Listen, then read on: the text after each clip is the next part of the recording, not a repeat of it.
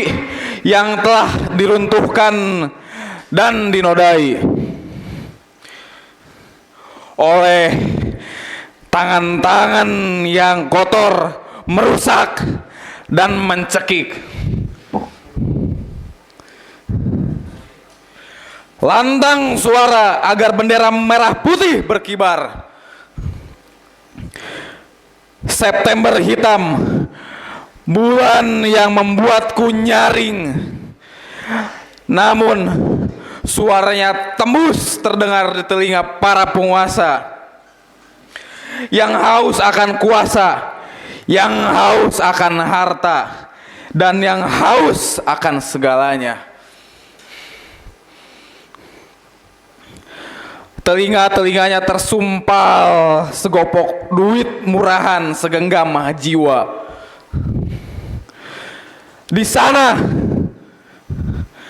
seorang ibu yang mencari anaknya hilang dengan tangis menderu saat mengetahui nyawa anaknya telah berpulang. Bersimbah darah dengan sisa genggam perjuangan. Kembalikan anakku sekarang. Di tanah ini, di bumi ini,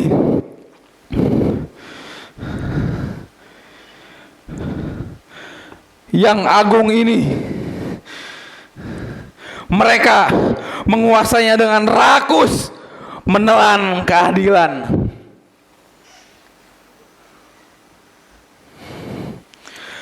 Memenjarakan yang melawan, menghantui yang berseberangan. September yang suram, aku bersumpah atas nama perjuangan, tak akan yang ada yang turun dari gerakan, tak akan luput dari jalanan, tak akan gentar dari kematian. Meski diracun seperti Munir di udara, meski ditembaki membabi buta bak Semanggi II, meski disayat pisau dengan brutal seperti Salim Kancil, meski dibantai seperti Tanjung Priuk di tanah sucinya, aku akan tetap berjuang meski raga tercombang-camping dengan semangat juang untuk terus menerjang rezim. Karena kemerdekaan tak akan berhenti di bulan September. Kemerdekaan akan selalu hidup di sepanjang zaman. Itu tadi puisi yang saya telah lontarkan. Semoga ini bisa mengingat kawan-kawan semua, bisa terus mengingat suara-suara pergerakan yang telah dulu kita gaungkan bersama-sama, yang telah dulu kita gaungkan oleh para pendahulu kita. Semoga kita terus bisa bersama-sama melanjutkan perjuangan itu. Cek. Oke, baik.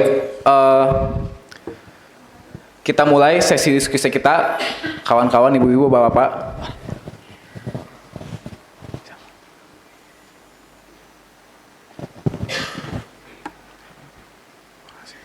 Tapi sebelum orasi, sebelum ada diskusi, ada teman-teman kita yang ingin berorasi sepatah dua patah katanya dari teman-teman mahasiswa hari ini kepada saudara Muhammad Fahri Usman. Saya persilakan.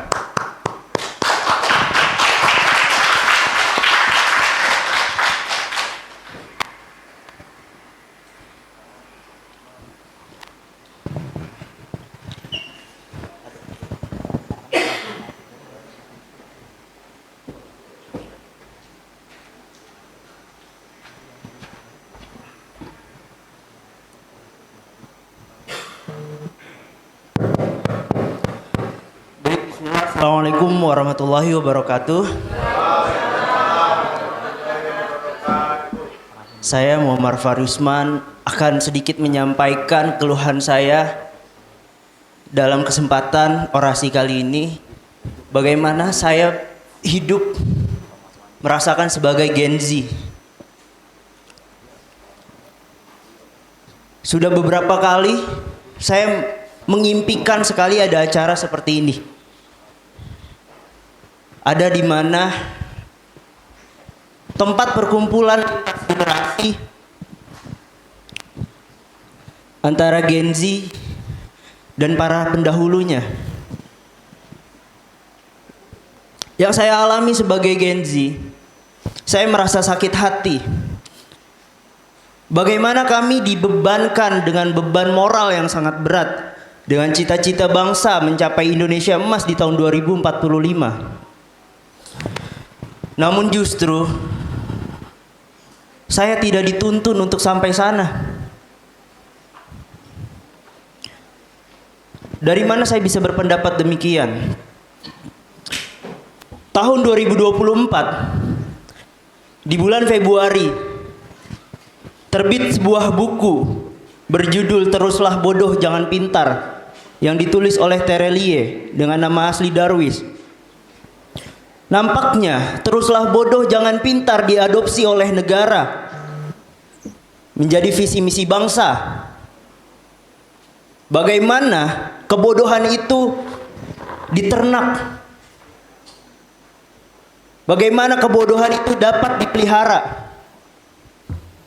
Saya dari kecil terbiasa dididik untuk tidak berpikir secara rasional oleh orang tua saya, oleh generasi pendahulu-pendahulu saya. Mereka sering mengatakan, nah, di dunia ini tidak ada yang gak mungkin. Padahal kalau saya melempar dadu untuk mengeluarkan angka 9, tentu itu tidak mungkin. Jadi seharusnya saya dilatih untuk berpikir lebih rasional. Nah, bahwasannya di hidup ini lebih banyak yang tidak mungkin. Kemudian generasi Gen Z sering dianggap lemah, dianggap tidak bermental, tidak berpengetahuan. Tapi kita seperti ini bukan karena kitalah yang seperti ini, tapi kita dibentuk seperti ini.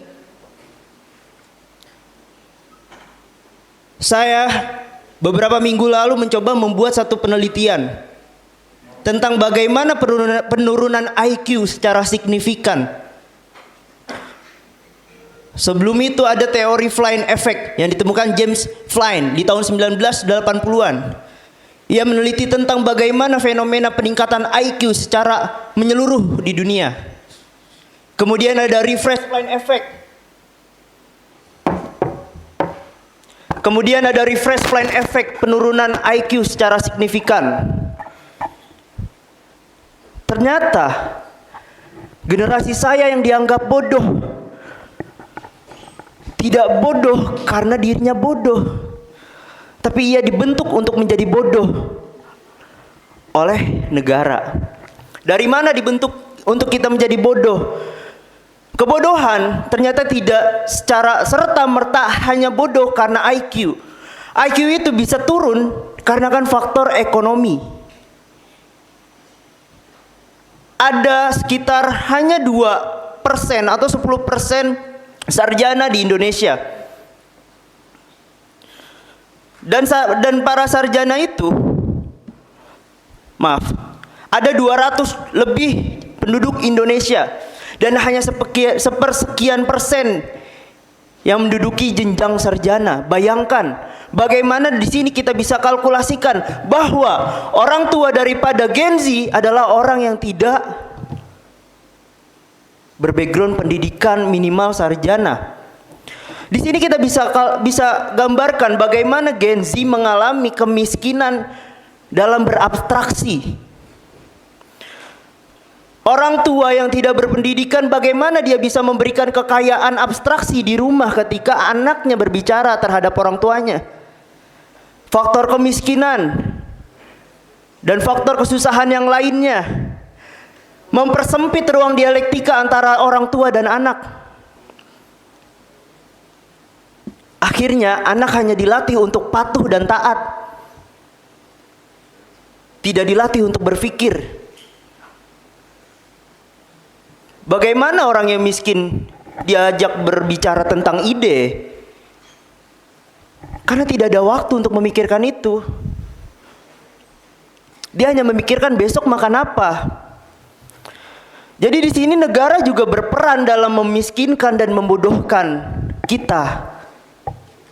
Tapi kita juga diberikan beban untuk Indonesia Emas 2045. Saya sering disalahin, lemah, bermental tempe hanya karena tahun kelahiran saya.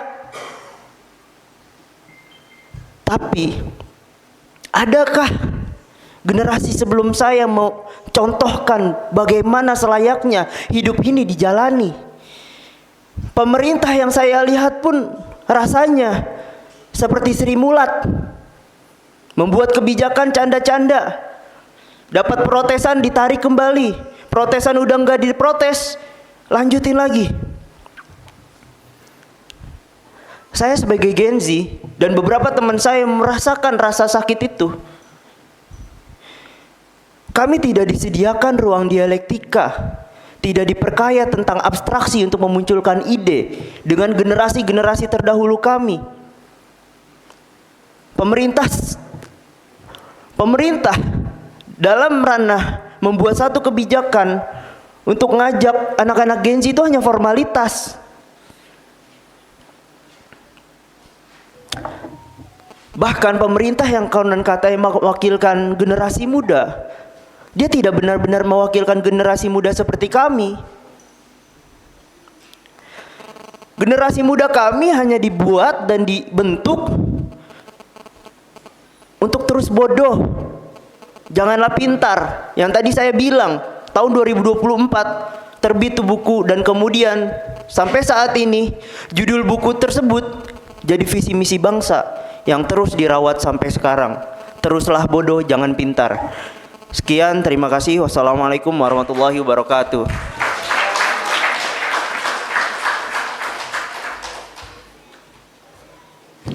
Cek.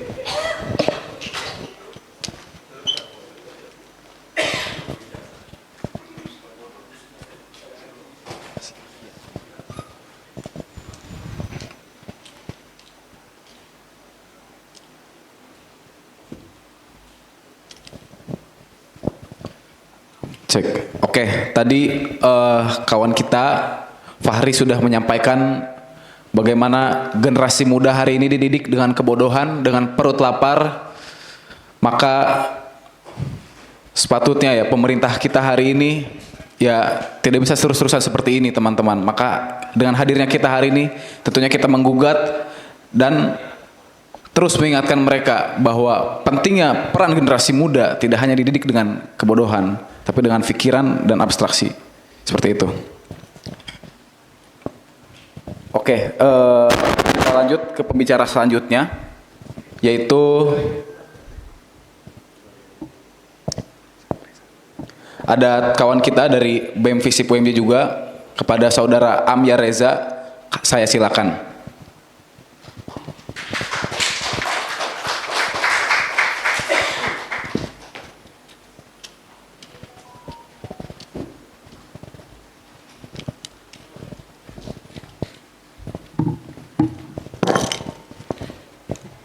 Bismillahirrahmanirrahim. Assalamualaikum warahmatullahi wabarakatuh.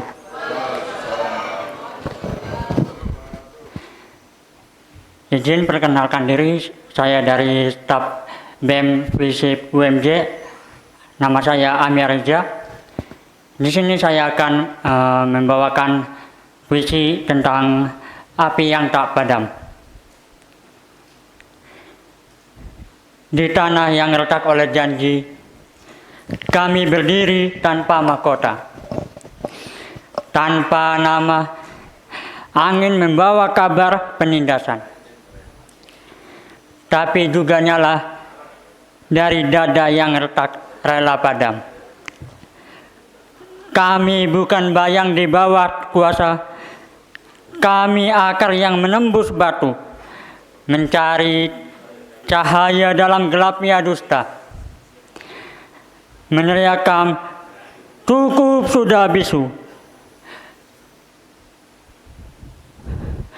Perlawanan bukan amarah, Ia adalah cinta yang menolak tunduk. Cinta pada bumi, cinta pada darah, pada masa depan yang dirampas oleh waktu. Mereka punya senjata dan mimbar. Kami punya kata dan keberanian, dan dari situ lahirlah suara yang menggema melampaui ketakutan.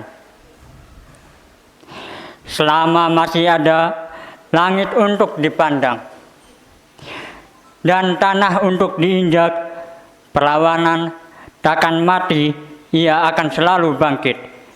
Di dada siapapun yang berani bermimpi. Cukup sekian, terima kasih. Wassalamualaikum warahmatullahi wabarakatuh.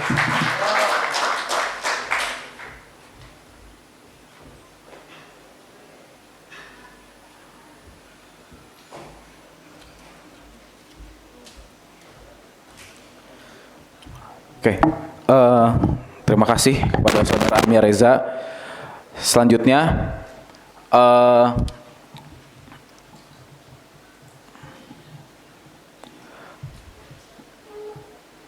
mari kita dengarkan pembicara kita, yakni Bapak Muhammad Said Didu. Kepada Bapak Muhammad Said Didu, dipersilakan.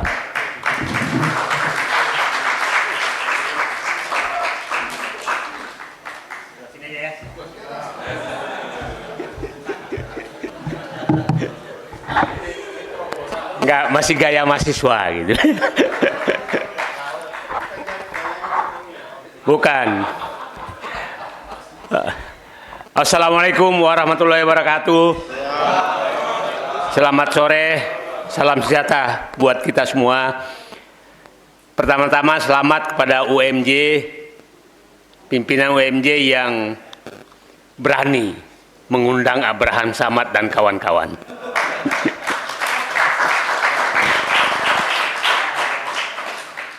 Ini menunjukkan bahwa ya sepertinya kampus ini belum terjajah.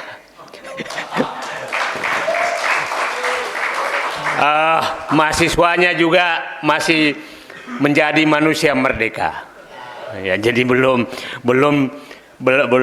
istilah saya sering menyatakan mahasiswa Avanza. Ini sepertinya belum. Mahasiswa Avanza tuh pas kasih Avanza diem, hilang. Pimpinannya. Anak buahnya sih nasi bungkus saja. Saya mengambil lihat tema ini adalah menagih janji perubahan dan menolak dominasi oligarki. Saya usahakan sependek mungkin karena banyak sekali pembicara. Saya hanya ingin mengingatkan bahwa sebenarnya Presiden Prabowo sudah menyuarakan suatu istilah yang harusnya mahasiswa dan kita semua mengejar itu, namanya serakah nomik. Ini sebenarnya pernyataan yang mengundang kita semua. Tadi judulnya menolak dominasi oligarki lewat serakah nomik. Nah, ini yang harus kita kejar. Bapak Presiden, Anda menyatakan bangsa ini sudah serakah nomik, Anda laksanakanlah pemberantasan serakah nomik itu. Nah, ini keterlambatan mahasiswa mengambil tema itu. Saya berharap dari kampus MJ ini suarakan kami melawan serakah nomik supaya menjadi agenda utama Presiden Prabowo. Nah, jangan tadi, saya mohon maaf tadi yang pidato kedua menyalahkan orang tuanya. Itu genset di mana menyalahkan orang tua? Bapak saya perintis kemerdekaan nggak tamat SD. Pasti orang tuanya nggak sekolah, tapi dia menjadi perintis kemerdekaan. Jadi saya berharap bahwa menyalahkan salah didik itu buang. Siapa tahu sebetulnya, apalagi kalau dididik oleh Jokowi rusak. Ya udahlah, buang itu.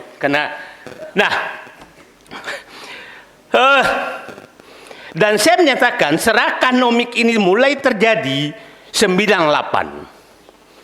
Pintu membuat serakah nomik itu 98. Jadi kalau adik-adik menyatakan apa hasil angkatan 98, mohon maaf kalau ada 98 hadir, marah silakan.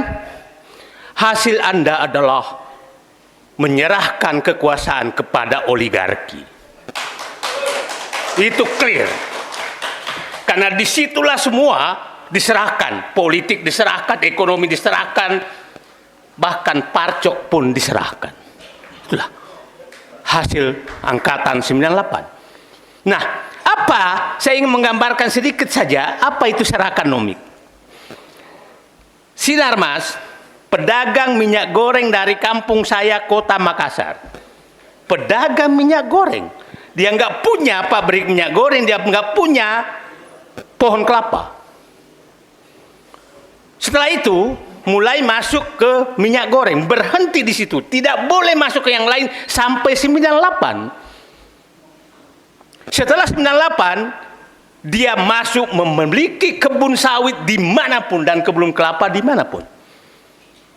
Sekarang hampir semua real estate di Tangerang dikuasai mereka. Itulah serakanomik. Itulah serakanomik. Ya, lihat. Indofood dulu hanya pabrik mie sampai 98. Oke? Setelah itu masuk pabrik bumbu yang dibikin oleh ibu-ibu rumah tangga juga udah diambil alih. Oke? Pabrik kecap yang dibikin oleh rumah tangga diambil alih.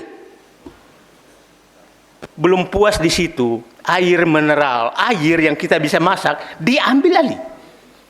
Setelah diambil alih semua, pedagang-pedagang pasar hilang semua gara-gara jaringan mereka. Oke? Mart-mart itu. Terus kita harus diam. Mart, Indo dan Alfa. Oke. Terus mahasiswa lihat gak itu?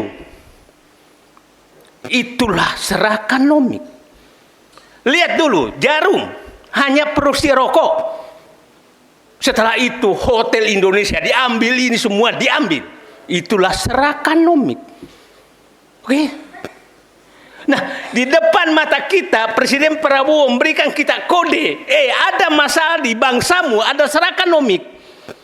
Tapi kita kurang sensitif melihat itu. Jadi di tempat ini, di Universitas Muhammadiyah Jakarta, saya ingin menyatakan deklarasi menghentikan serakanomik di Indonesia.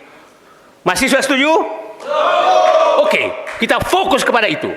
Jangan terlalu banyak agenda.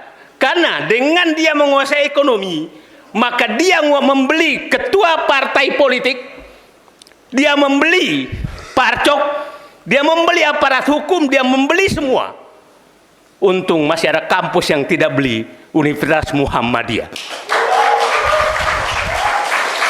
Yang lain mohon maaf aja. Coba bayangkan, mohon maaf ada alumni UI. Ya.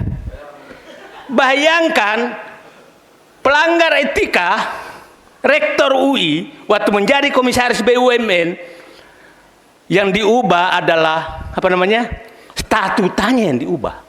Kampus Universitas Indonesia. Artinya kampus pun sudah menjual diri. Oke?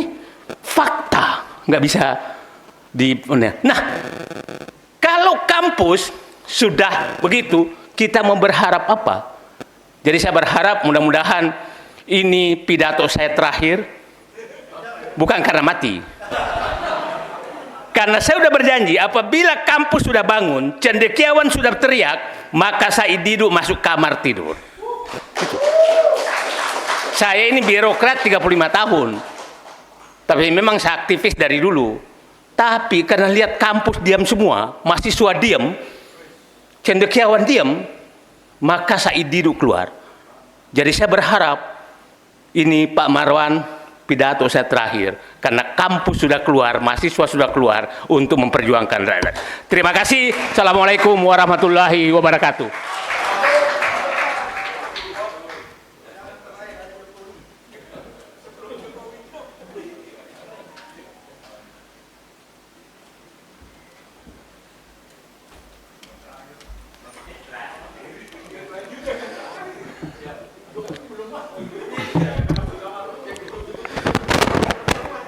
Baik kawan-kawan, boleh kita tepuk tangan sekali lagi untuk Bapak Said Didu.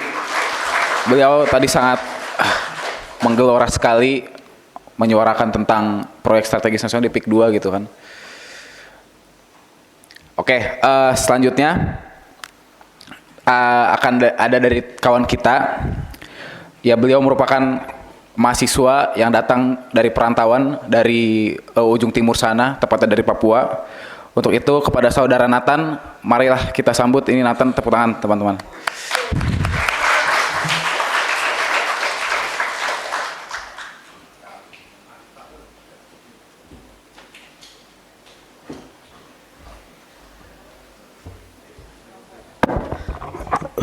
Assalamualaikum warahmatullahi wabarakatuh. Perkenalkan, nama saya Nathan Kuan. Saya dari Papua Pegunungan. Kebetulan saya kuliah di sini dan tadi baru saja ada senior saya satu ngundang di sini untuk ikut acara diskusi ini.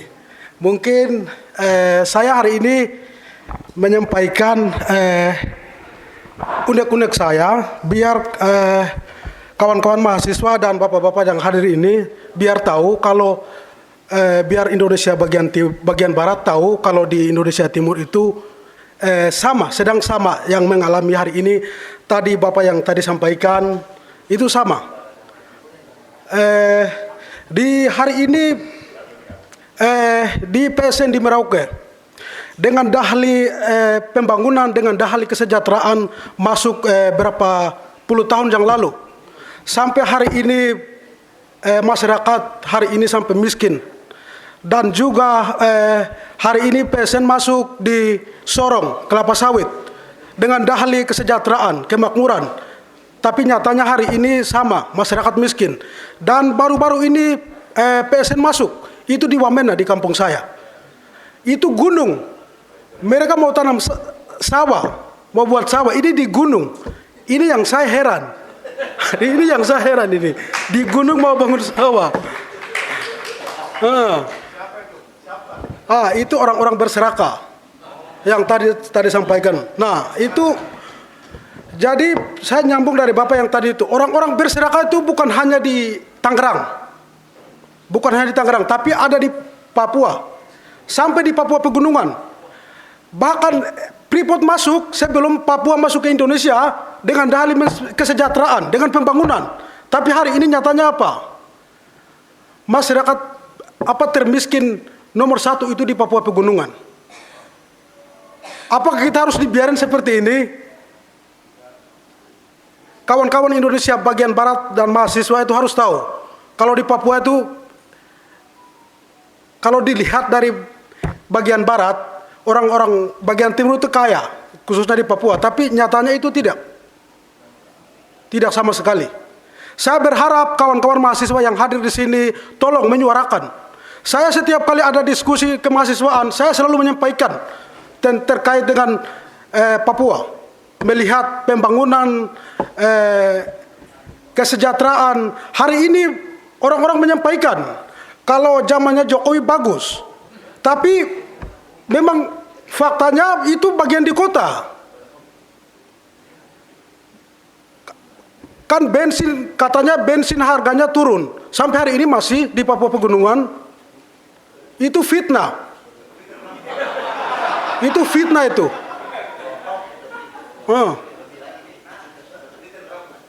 Terima kasih. Sekian dari saya.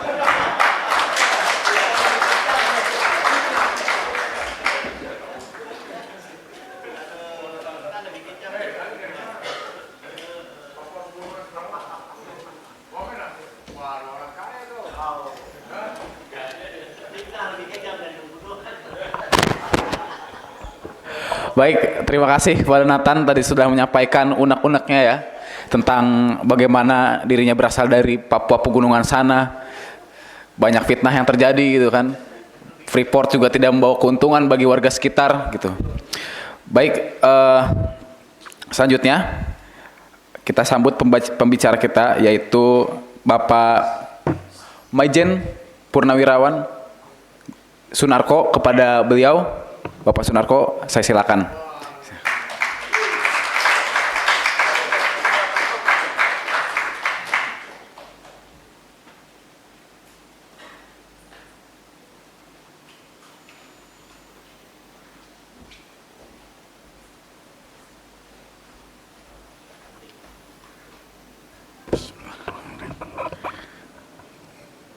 Bapak, Ibu, anak-anak mahasiswa, hadirin sekalian yang saya hormati, saya muliakan. Assalamualaikum warahmatullahi wabarakatuh. Salam sejahtera bagi kita semua. Tadi udah cukup, sebetulnya kita udah tahu kondisi bangsa ini ya. Jadi kalau Pak Said tadi ngomong masalah ekonomi, terus tadi dia ada anak mahasiswa juga, ya masalah ekonomi juga. Karena keterbatasan kehidupan membuat kita diombang-ambingkan oleh orang serakah, ya orang serakah itu. Saya kalau ingat yang namanya serakah nomik tadi, saya ingat saya pernah memaki seorang pejabat di sini, pembohong, penjilat, serakah, rakus. Nggak perlu kan saya sebut namanya kan? Udah cukup itu. Hadirin sekalian yang saya hormati, saya muliakan.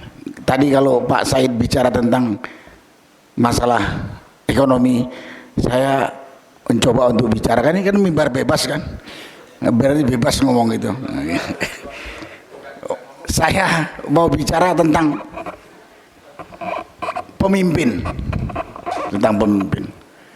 Kalau menurut saya kerusakan-kerusakan yang terjadi di semua lini, mau di ekonomi, di politik, di hukum, di ya segala sisi kehidupan manusia, tergantung dari pemimpinnya siapa gitu. Karena itu saya berharap anak-anak mahasiswa terutama ya teman-teman sekalian tuh, dalam memilih pemimpin tuh jangan sembarangan gitu. Dalam memilih pemimpin tuh jangan karena dia baik kepada kita atau memberi sesuatu kepada kita, oh ini baik gitu. Padahal dia sama-sama kita dia baik, sama yang lain dia dolim sekali gitu. Kalau kita mau lihat saja gini, negara-negara seperti Singapura, Korea Selatan, Jepang dan banyak negara di Eropa tidak punya sumber daya alam, tapi pemimpinnya baik. Dari pemimpin yang baik itu dia bisa menciptakan sumber daya manusia yang ada di negara itu jadi baik. Jadilah kayak Jepang, Korea Selatan, Singapura, ya terlepas dari segala kekurangannya jelas jauh lebih baik dari pemimpin yang ada di kita gini gitu. Di daerah kita gitu. Nah,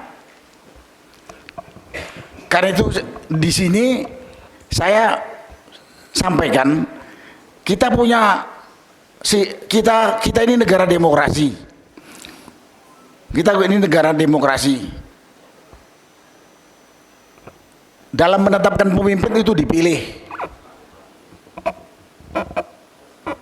Nah, tapi karena kembali lagi tadi sumber daya manusia yang tadi dikeluhkan anak ya, mahasiswa yang pertama ngomong tadi, apa ini? Apa tadi bilang? Biarlah bodoh, tetaplah bodoh. Itu sistem komunis itu. Pemimpin komunis itu cenderung membiarkan rakyat itu sebagian besar bodoh dan miskin. Karena orang bodoh dan miskin mudah diatur, mudah dibeli. Nah, karena itu secara perorangan juga biar susah kayak apapun, janganlah kita bodoh dan janganlah kita miskin gitu. Saya anak rakyat kok. Bapak saya ini kuli kontrak dari Jawa Tengah yang zaman Belanda dikirim ke Sumatera sana. Tahun 34-an atau 35 gitu. Bujangan ketemu ibu saya orang Aceh. Saya 7 bersaudara, 3 orang lahir di Aceh, 4 lahir di Sumatera Utara. Saya beritahu ya, ibu saya itu dulu buta huruf. Orang Gayo, kalau tahu orang Gayo. Itu orang Aceh pegunungan. Kalau di Papua sana ada Papua pegunungan, ibu saya itu orang Aceh pegunungan, Takengon. Tahu kan? Tidak sekolah. Cuman dia pinter ngaji. Dulu pada era tahun 60-an itu ada wajib belajar kan? Ibu saya bisa baca di tahun 60-an. Saya sudah SD itu. Jadi saya belajar baca sama ibu saya. Maksudnya sama-sama gitu. Saya belajar di sekolahan, ibu saya belajar di rumah. Kalau bapak saya memang kebetulan sudah sekolah sejak zaman Belanda gitu. Ini saya jawab tadi yang jangan biarlah bodoh gitu, jangan. Kita anak 7, 5 semuanya lulus perguruan tinggi, kecuali anak pertama dan kedua saja cuma lulus SD. Tapi ketiga sampai ke 7 bisa. Cuman memang 3 itu anaknya laki-laki, sekolahnya gratis, semuanya lulusan Gunung Tidar. Karena kita miskin kan, jadi bapak saya bilang kamu sekolah aja biar nggak susahin saya masuk ke akademi militer. Saya yang ketiga, kakak saya pertama masuk angkatan darat, dia lulus akademi militer tahun 64. Kakak saya kedua lulus akademi militer tahun 74 dan saya 78. Adik saya 2 perempuan bisa lulus dari IKIP sampai S2 kan, karena yang guru kan waktu itu S2. Nah karena itu saya katakan kita jangan menyerah. Ya jangan. Tadi juga nyambung apa yang dikatakan Pak Saidi dulu, jangan nyalahkan orang tua gitu. Nah gitu. Kita juga harus berjuang. Nggak tahu. Ya, kembali lagi ke yang saya katakan tadi.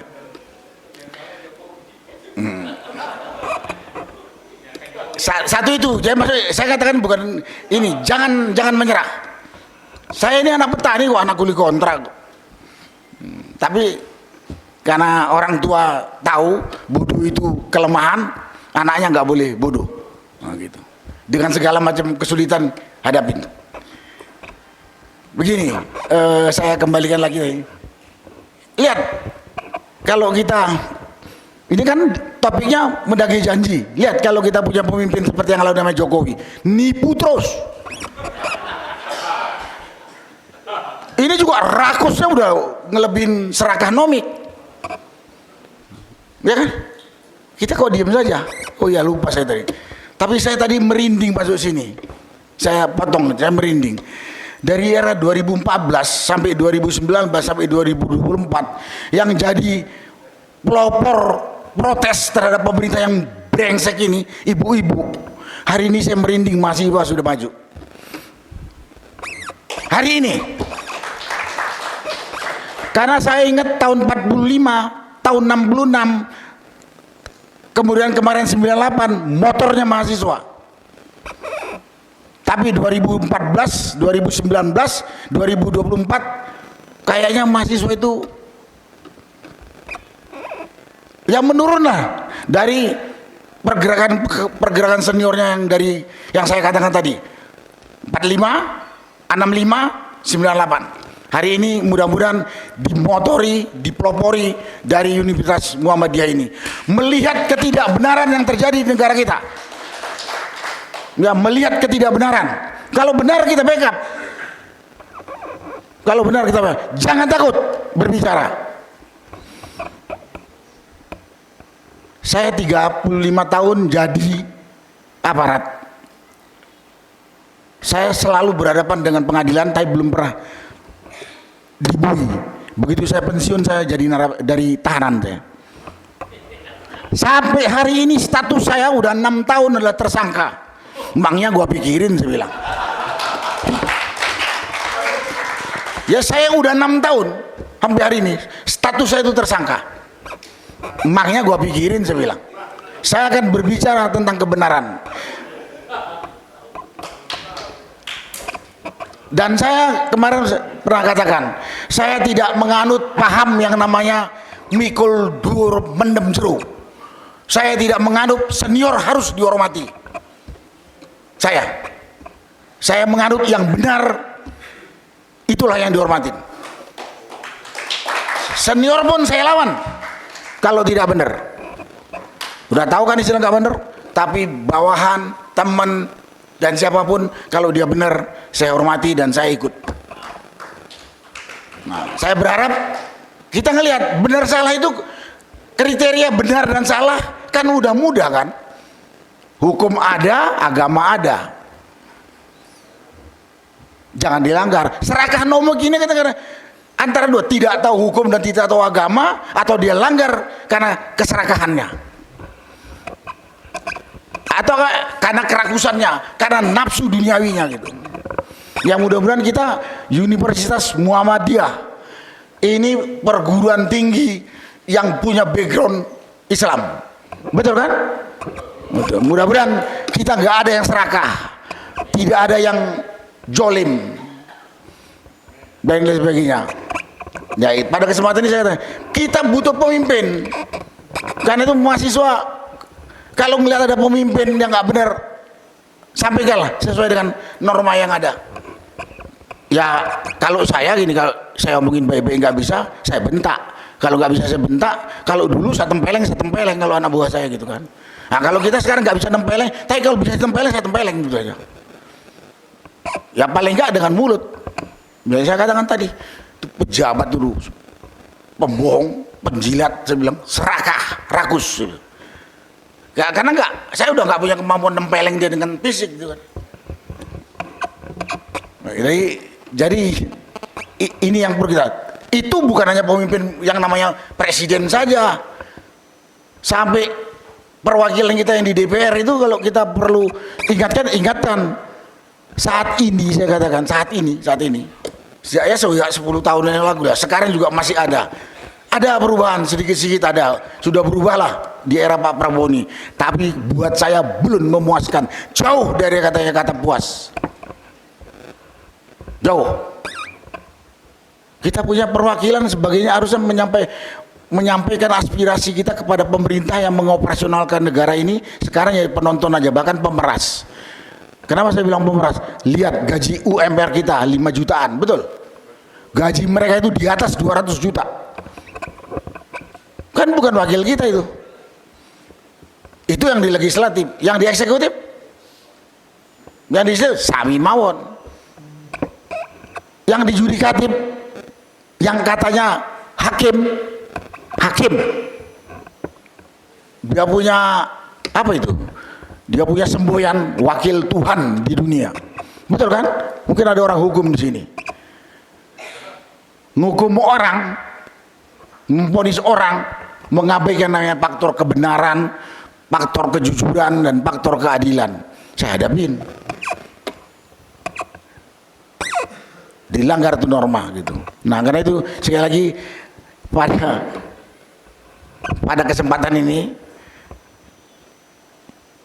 mungkin negara itu bisa tertib kalau kita punya pemimpin pinter, jelas, supaya dia nggak buat keputusan-keputusan yang konyol gitu kan. Kemudian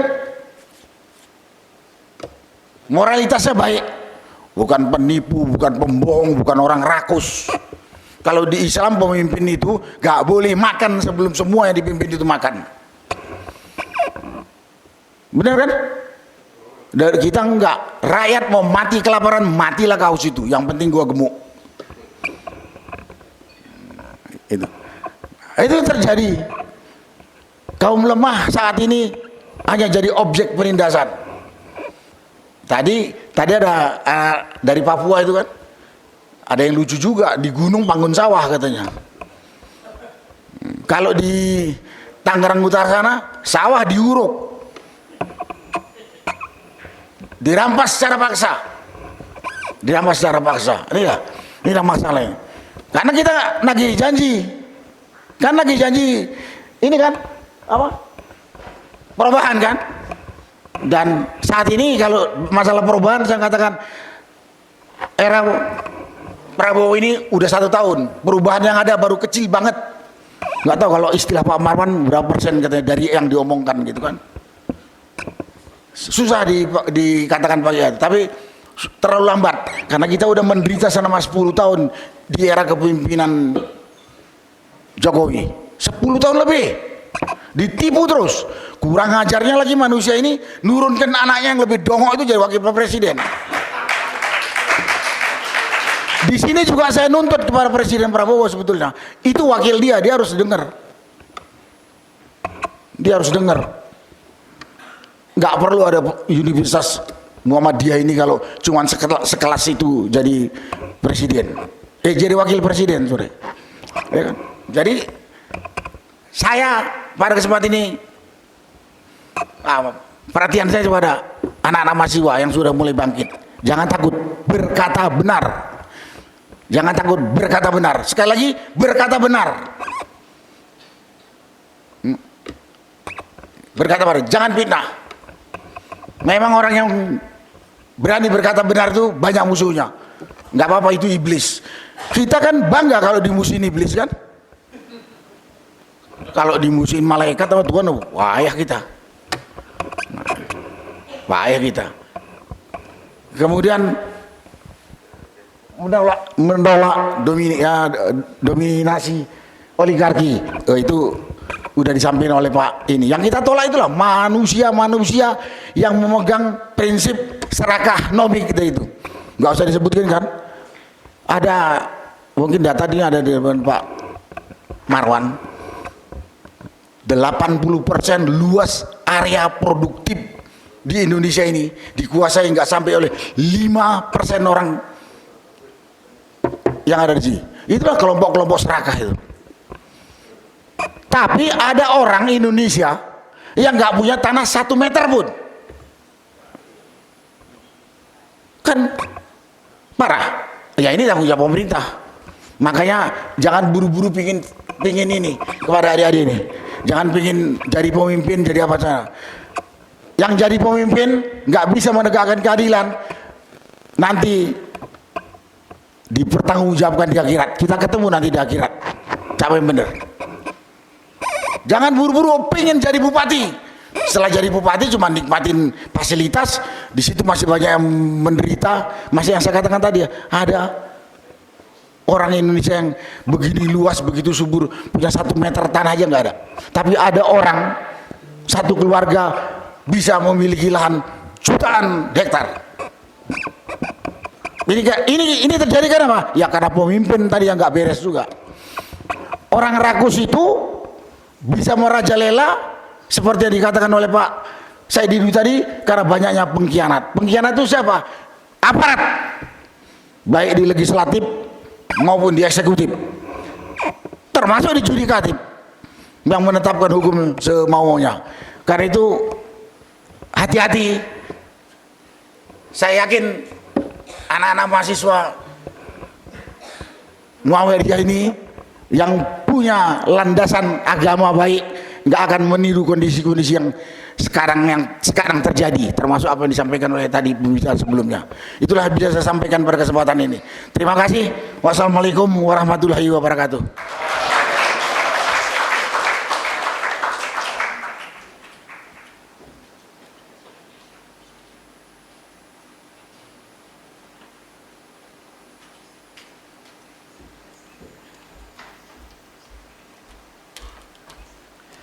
Baik, untuk mempersingkat waktu, kawan-kawan semua, saya langsung panggilkan pembicara selanjutnya, yaitu Bapak Ustadz Eka Jaya. Pada Bapak Ustadz Eka Jaya, saya silakan.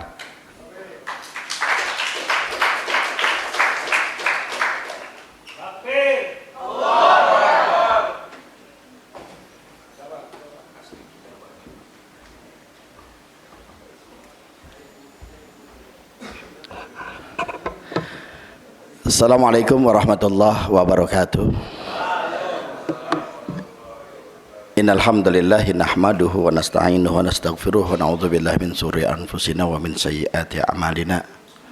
May yahdihillahu fala mudilla lahu wa may yudlilhu fala hadiya. Asyhadu an la ilaha illallah wahdahu la syarika lahu wa asyhadu anna Muhammadan abduhu wa rasuluh la nabiyya ba'dah.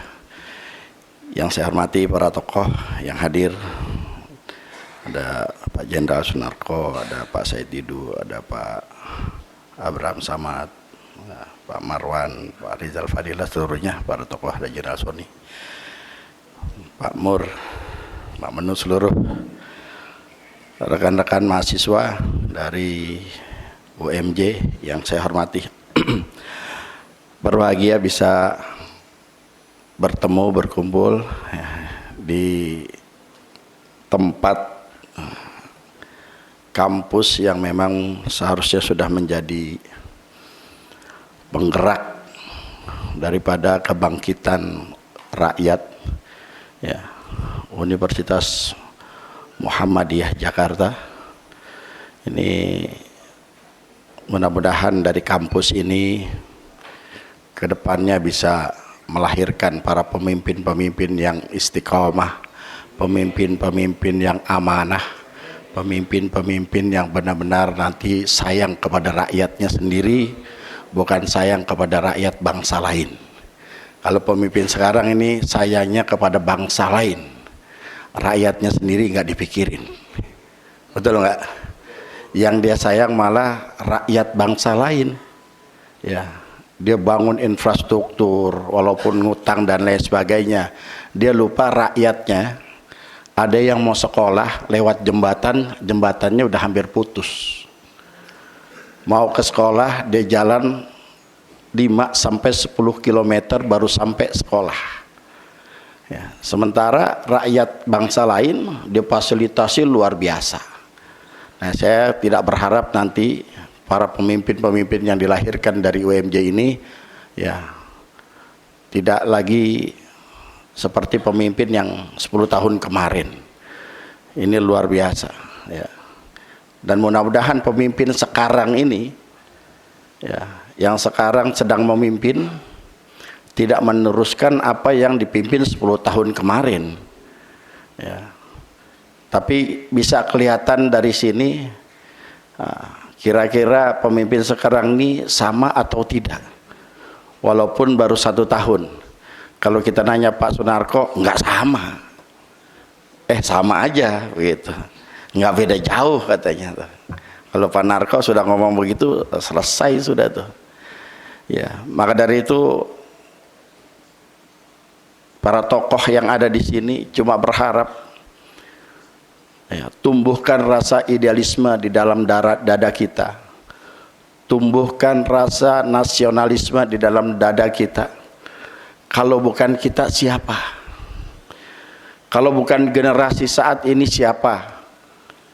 Ya, kita hanya berharap tokoh-tokoh yang ada di sini tidak memikirkan dirinya mau jadi apa, tidak. Tokoh-tokoh yang ada depan sini tidak memikirkan dia akan menjadi apa ke depannya, enggak. Yang dia pikirkan adalah bagaimana nasib kalian semua generasi muda ini dengan adanya kondisi negara pada saat ini. Dengan berbagai macam problematikanya, dengan berbagai macam dinamikanya, dengan berbagai macam permasalahan yang ada, yang saat ini yang seharusnya sudah menjadi satu titik untuk kita bersama bergerak. 98 Pak Harto diturunkan karena KKN ya. Korupsi, kolusi, nepotisme. Pemerintahan 10 tahun lalu yang sampai juga saat ini masih ada, itu lebih daripada keroknya zamannya Pak Harto. Korupsi bukan saja pada tataran-tataran yang dulu mungkin para pengusaha yang mendapatkan HPL dan lain sebagainya, tapi korupsi saat ini dari tingkat paling rendah sampai tingkat paling tinggi. Korupsinya luar biasa, bukan lagi ratusan juta, bukan lagi puluhan miliar, tapi sudah ratusan miliar, bahkan puluhan ribuan triliun. Belum lagi dirampoknya berbagai macam sumber daya alam yang ada di bangsa kita. Yang katanya Freeport sudah diambil, ternyata hanya dapat 0,53%.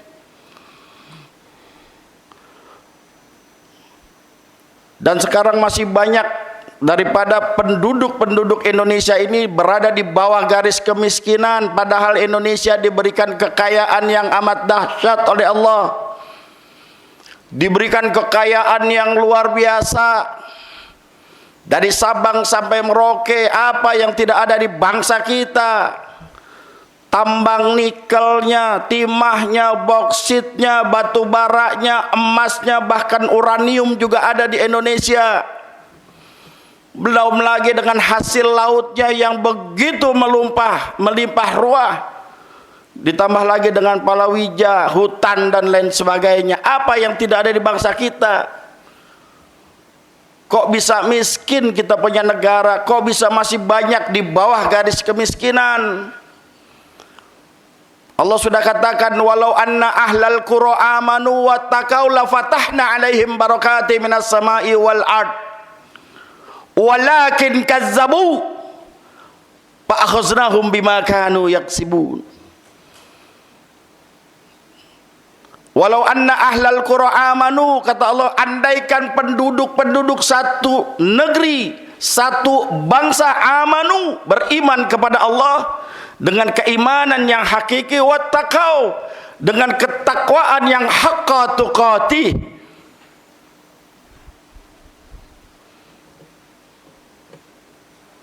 la fatahna alaihim barakati minas sama'i wal ard, maka kata Allah, aku akan membukakan pintu keberkahan apa yang datang dari atas langit dan keluar dari perut bumi.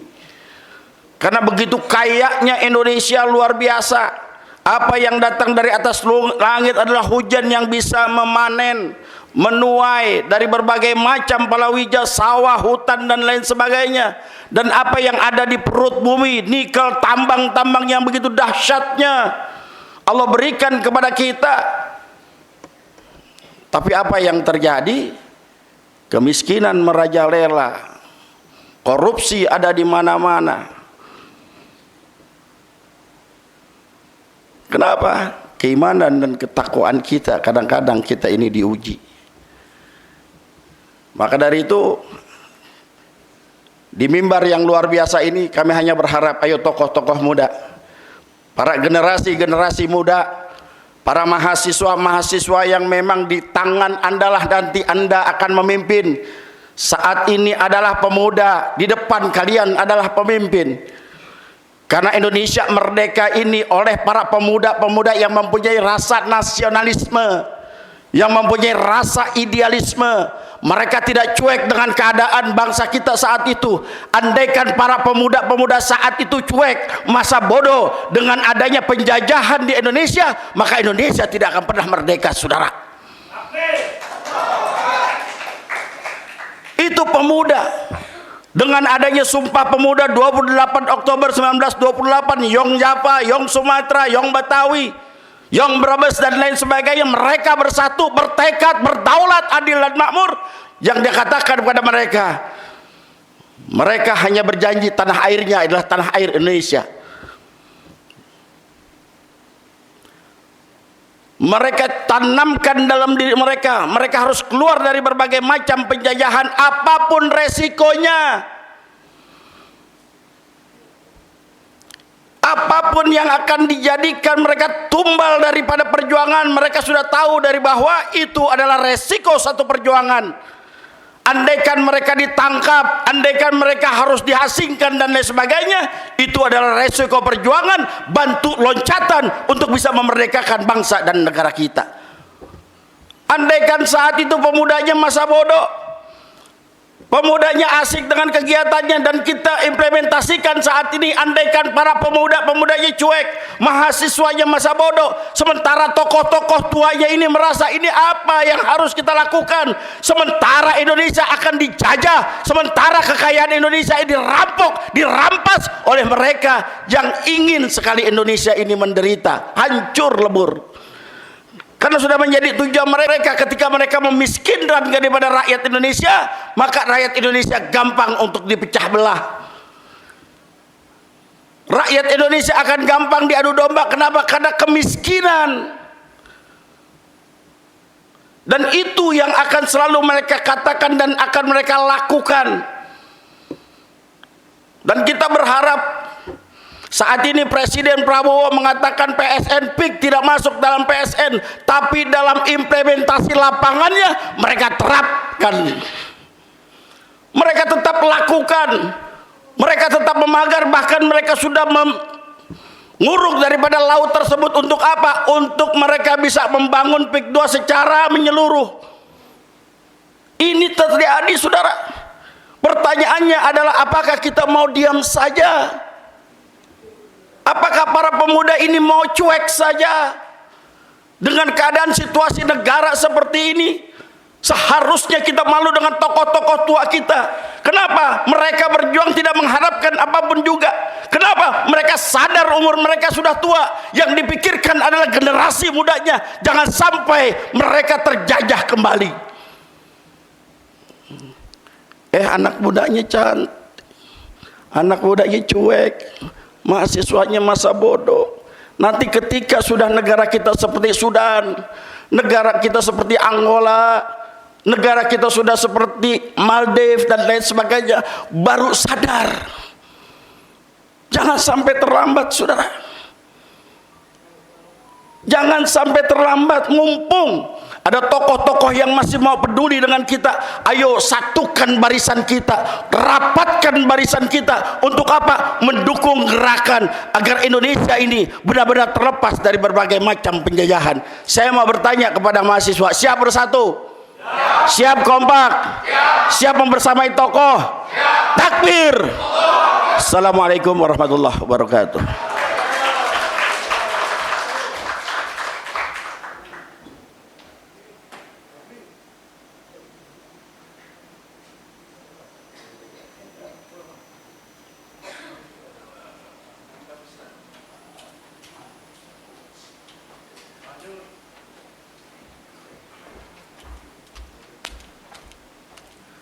Oke, baik, selanjutnya, tapi sebelum itu izin mengucapkan teman-teman semua, karena aula ini terbatas waktunya, jadi selanjutnya, pembicaraan selanjutnya saya batasi hanya 5 menit saja. Berapa? 2 menit atau 3 menit kira-kira? 5 menit saja? 3 menit? Baik. Sudah dapat 3 menit saja, oke. Oleh karena itu kita panggil pembicara selanjutnya, yaitu Bapak Sri Yunanto. Pada Bapak Sri Yunanto saya silakan.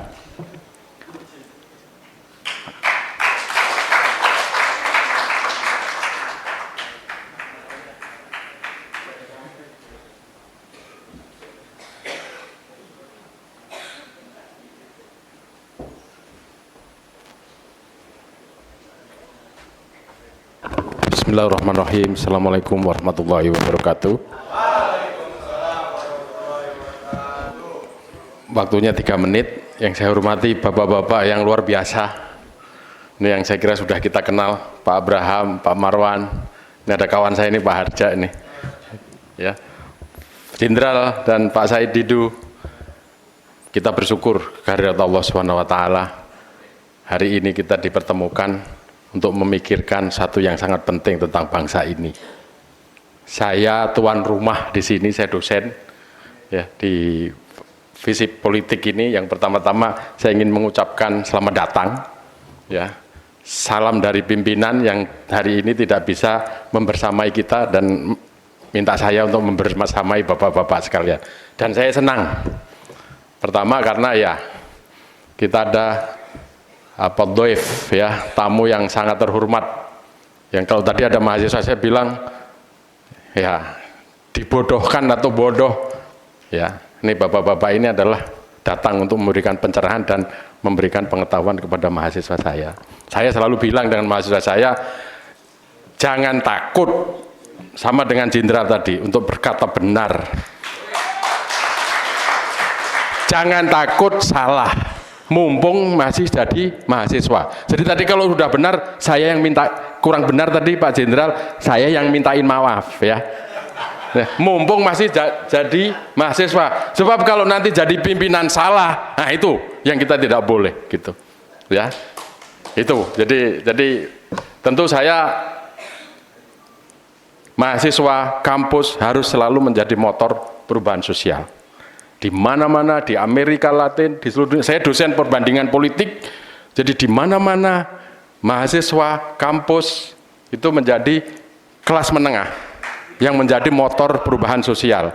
Ini ada perubahan, janji perubahan, dan Pak Prabowo sudah 1 tahun. Kemarin kita baca grafiknya lumayan, walaupun kata Pak Jenderal masih lambat. Mari kita bantu mempercepat. Karena tadi mahasiswa tadi bilang, ini mahasiswa saya visioner, udah bicara tentang Indonesia Emas Pak Jenderal, ya Pak Said, ya. Dan saya selalu bilang begitu kalau ngajar, ya. Sekarang salah satu contoh syarat daripada Indonesia Emas itu adalah zero poverty, kemiskinan 0. Sekarang kita masih 8,7%. Jadi masih itu banyak sekali, masih harus kerja keras. Pendapatan per kapita harus 25.000 sampai 30.000 US dollar per tahun. Sekarang masih berapa Pak? 3.000. Masih jauh api dari panggang. Artinya kalau sekarang kita dukung pemerintahan yang ada dengan cara tawasau bil haq, tawasau bis sobri.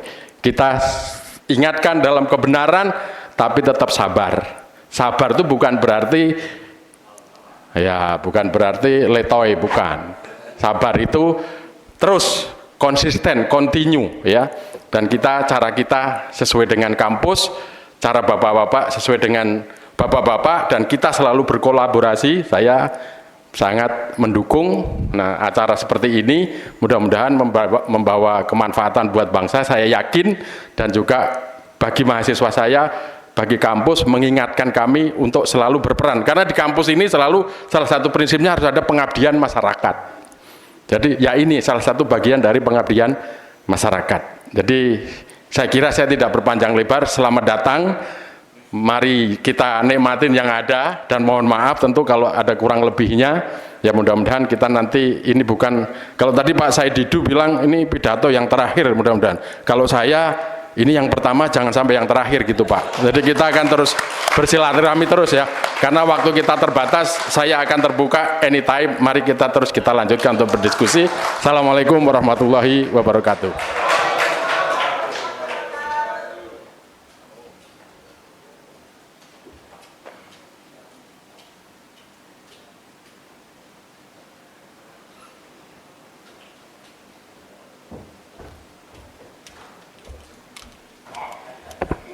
Terima kasih pada Prof. Sri Yunanto.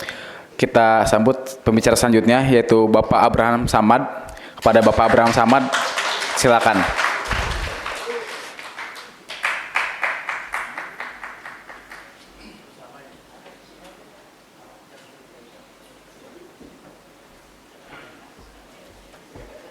Ini waktunya buru-buru. Terima kasih. Assalamualaikum warahmatullahi wabarakatuh. Selamat sore, salam sejahtera bagi kita semua. Saya ingin melanjutkan apa tadi yang disampaikan Pak Said Didu. Sebenarnya cukup menarik ya kalau kita lihat bahwa sampai hari ini negara kita itu masih dikuasai oligarki. Kenapa sampai terjadi? Saya ingin menjawab. Tahun 2013 saya diundang oleh namanya MICC Malaysia, Malaysia Anti Corruption Committee. 4 hari di sana. Hari terakhir khusus pertemuan diskusi dengan Perdana Menteri pada saat itu, Najib. Ya. Saya tanya, dalam diskusi itu banyak sekali timbul pertanyaan-pertanyaan. Termasuk salah satunya, kenapa Malaysia bisa begitu cepat pertumbuhan ekonominya, pembangunannya, dan kesejahteraannya melampaui Indonesia. Tahun 87 ketika saya kuliah di UNHAS, UNHAS itu salah satu perguruan tinggi yang ada di Indonesia Timur ya. Tahun 87 saja hampir 25 orang dari fakultas saya itu berasal dari Malaysia. Itu di UNHAS. Jadi saya membayangkan tahun 87 itu Malaysia nggak ada apa-apanya. Karena UNHAS saja yang ada di Indonesia Timur itu dituju oleh orang Malaysia untuk datang kuliah. Tapi selama beberapa waktu kemudian ini udah berbalik. Ternyata saya mendapat satu jawaban kenapa dia begitu maju. Rupanya waktu zaman Tun Abdul Razak, kemudian dilanjutkan oleh Mahathir Muhammad, dia punya undang-undang yang namanya, kalau diterjemahkan dalam bahasa Indonesia itu undang-undang protection ya, undang-undang perlindungan bumi putra. Kalau diterjemahkan dalam, apa isi dari undang-undang bumi putra? Itu mengatur tentang hal-hal yang bisa dilakukan ya, yang tidak bisa dilakukan oleh bumi putra dan non bumi putra. Makanya tadi kalau Pak Said bilang, kalau Sinarmas yang tadinya cuma penjual minyak kemudian berkembang, Jarum tadinya cuma rokok kemudian bisa membangun hotel dan bisnis hotel. Kalau di Malaysia itu dibatasi. Jadi pengusaha itu tidak bisa mengambil usaha dari hulu hingga hilir. Nggak boleh ada namanya monopoli, dibatasi. Sehingga hasilnya apa kita bisa lihat di Malaysia itu semua diatur. Tidak boleh ada usaha-usaha yang mikro itu dikerjakan oleh orang yang non bumi putra di sana. Misalnya tadi Pak Said bilang Alfamart, Indomart, kalau di Malaysia itu nggak boleh dikerjakan. Kemudian sumber daya alam itu tidak boleh diserahkan sama swasta murni, tapi harus dikelola oleh negara.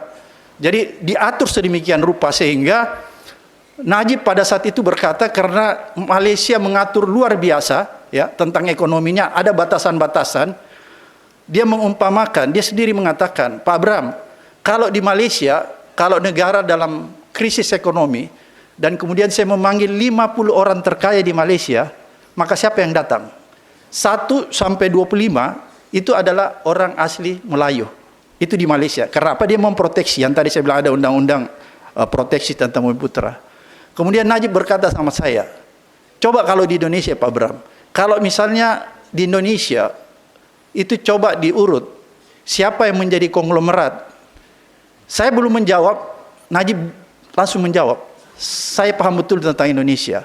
Kalau di Indonesia, kalau konglomerat 1 sampai 50 itu adalah konglomerat atau yang kita sebut oligarki. Maaf, saya bukan rasis, tapi itu semua berasal dari keturunan.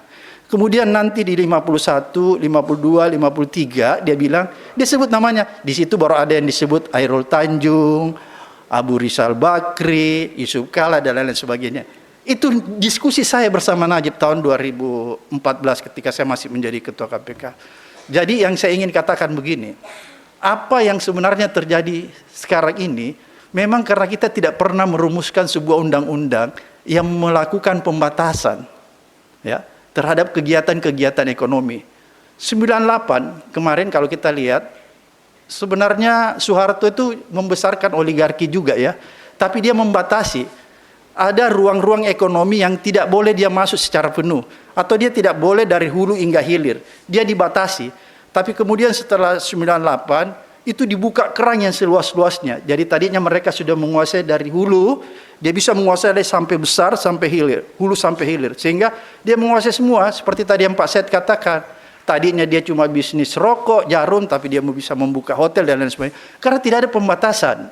Itu kelemahan sebenarnya di Republik kita. Oleh karena itu, sekali lagi, kalau kita merujuk terhadap survei nasional kita BPS, tadi saya baru-baru buka, ternyata memang sangat memprihatinkan. Kondisi ekonomi kita sekarang ini yang tidak ada pembatasan terhadap sektor-sektor dunia usaha, akhirnya apa? Bayangkan 1% saja orang yang dikategorikan menguasai ekonomi atau boleh dikatakan oligarki itu sudah menguasai 49,9% kekayaan negara. 1%. Berarti kalau saya mencoba membayangkan atau mengilustrasikan, kalau kita tingkatkan menjadi 2% atau 3%, berarti seluruh kekayaan alam Indonesia kita itu sudah dikuasai para oligark. Berarti kita yang ada di tempat ini itu nggak punya apa-apa sekarang ini. Itu yang terjadi. Oleh karena itu, kalau kita berbicara apa yang kita akan lakukan, apakah kita mau diam seperti sekarang ini? Saya lagi berpikiran begini, tidak pernah ada sebuah perubahan yang tidak berjalan di atas sebuah perubahan besar atau yang disebut reformasi maupun revolusi. Kita bisa lihat revolusi Arab kemarin ya, Arab Spring, kemudian revolusi payung di Hong Kong dan lain-lain sebagainya. Ini menggambarkan kepada kita semua bahwa negara yang ingin melakukan perubahan besar itu harus lewat perubahan yang fundamental. Mungkin waktu 98 kita mengenal reformasi. Saya nggak tahu apakah kita ingin membuat satu formulasi baru.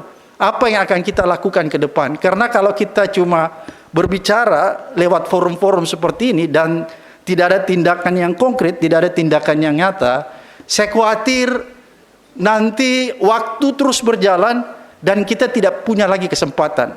Oleh karena itu, di sini ada adik-adik mahasiswa, sekali lagi, mari kita satukan persepsi kita dulu, kita satukan kekuatan kita, dan kita mengikrarkan bahwa mulai hari ini, tanggal berapa nih? Tanggal 18 November, kita mulai mengikrarkan diri bahwa kita tidak bisa lagi menerima keadaan seperti sekarang ini.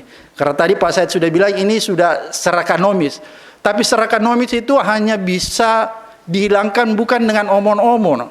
Pidato Prabowo yang menyatakan serakanomis, kalau dia coba omongin itu tidak akan pernah hilang. Nggak bisa itu pemerintah meminta kita untuk membasmi yang namanya serakanomis.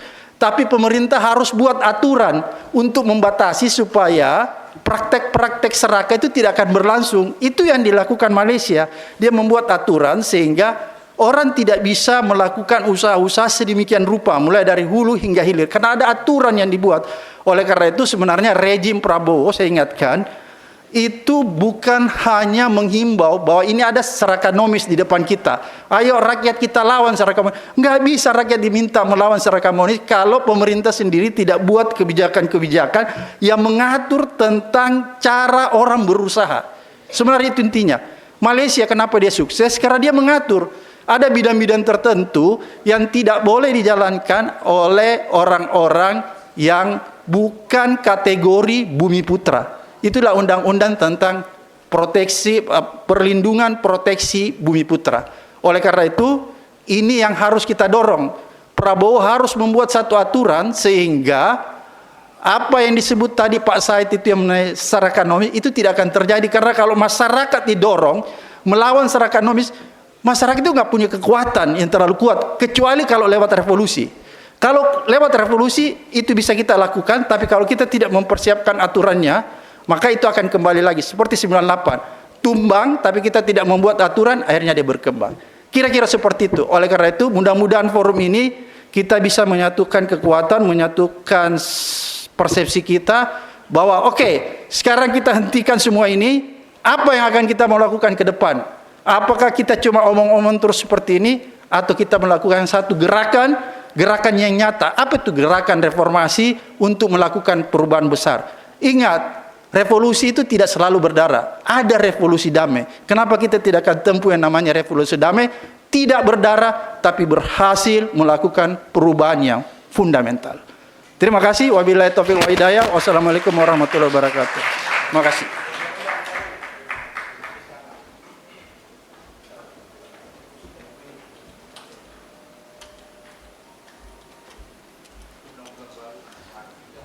Baik, terima kasih Bapak Abraham Samad. Selanjutnya pembicara kita yakni Bapak Marwan Batubara. Kepada Bapak Marwan saya silakan.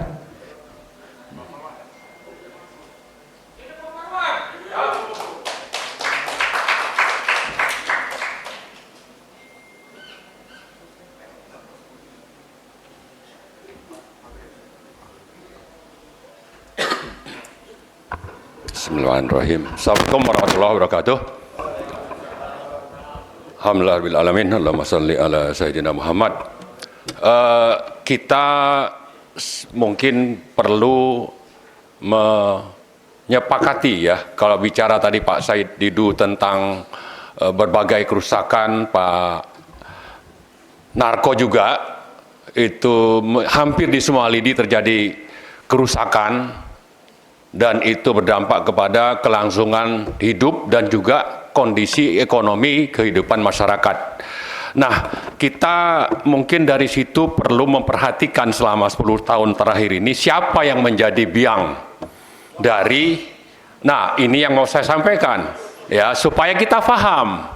Ya, jadi kalau kita bicara oligarki di sini, sebetulnya biangnya itu di sektor atau di sisi penguasa itu adalah Joko Widodo dan sekian menteri dan sekian pimpinan partai.